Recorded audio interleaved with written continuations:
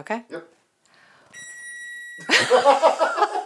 That was the sounding alarm.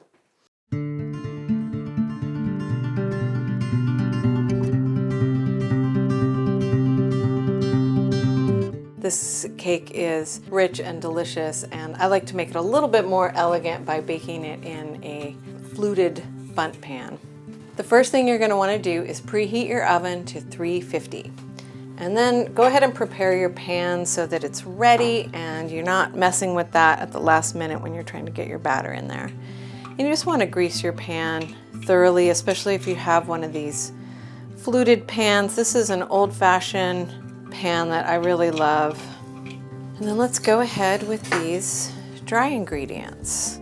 Got the cup of whole wheat flour, cup of all-purpose brown sugar. Sometimes when you're baking things, you will mix your sugars with your butter and eggs first, but not in this recipe. It just goes right in with the dry ingredients.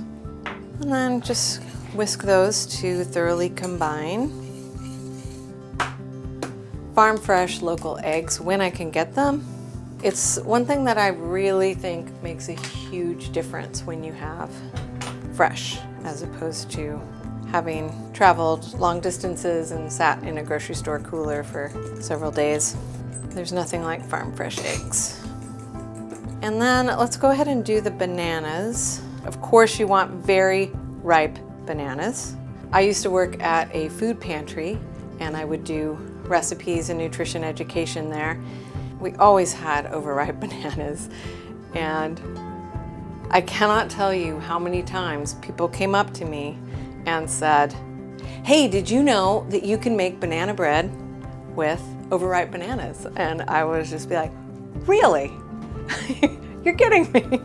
It just became like a running joke because of how often people brought it up, as if I had never heard of it before. Then you just want to mash them. You can just use a potato masher. If you don't have a potato masher, you can use a fork. It should be about 3 bananas, we'll find out. It doesn't have to be exact, but you'd want to be pretty close because it is providing a lot of the moisture in the recipe. So we want 1/3 of a cup of olive oil. Maybe not the most typical fat that you would use in a sweetbread or a cake, but it really works in this one. Or the yogurt. And then some finely grated zest, lemon zest. You could also use orange. I think that would be a nice addition. This recipe comes from Melissa Clark. It's one of her older recipes, I think from 2011. I may have made some adaptations, but I think it's pretty true to the original. So about a teaspoon of this, and I don't usually measure zest because I think it's kind of a hassle to do that. I just try to eyeball it. And then we'll just combine these ingredients, pour the banana mixture into the dry mixture. And as with all cakes, you don't want to overmix this. So let's just get it fully combined. Now you can use chocolate chips, that's fine. You can use a dark chocolate cut up like this, unevenly, I think is nice because then you get some big pockets of chocolate in there and some smaller ones. It's looking like a pretty thick batter.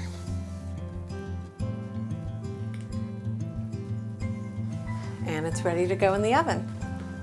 The other thing that makes this banana bread or banana cake a little bit more fancy is it does have a glaze. And the glaze is made up of brown sugar, confectioner sugar or powdered sugar, and lemon. So the lemon that you zested, it will not go to waste. So we want a total of 4 teaspoons, and I think that's going to be about 1 good sized lemon.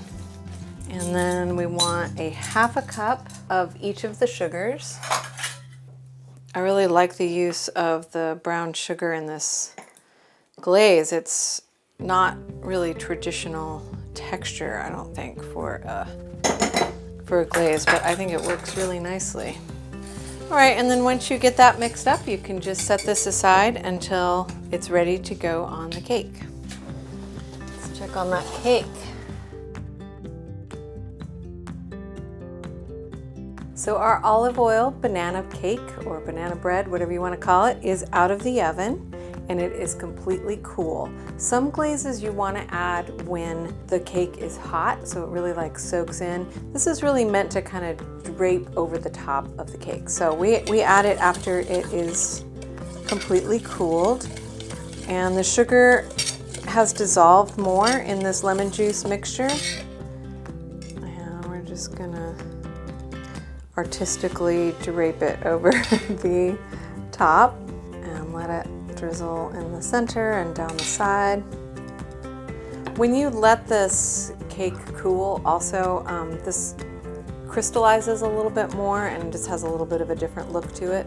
It smells like banana, but you've also got that citrus aroma happening as well. This looks great.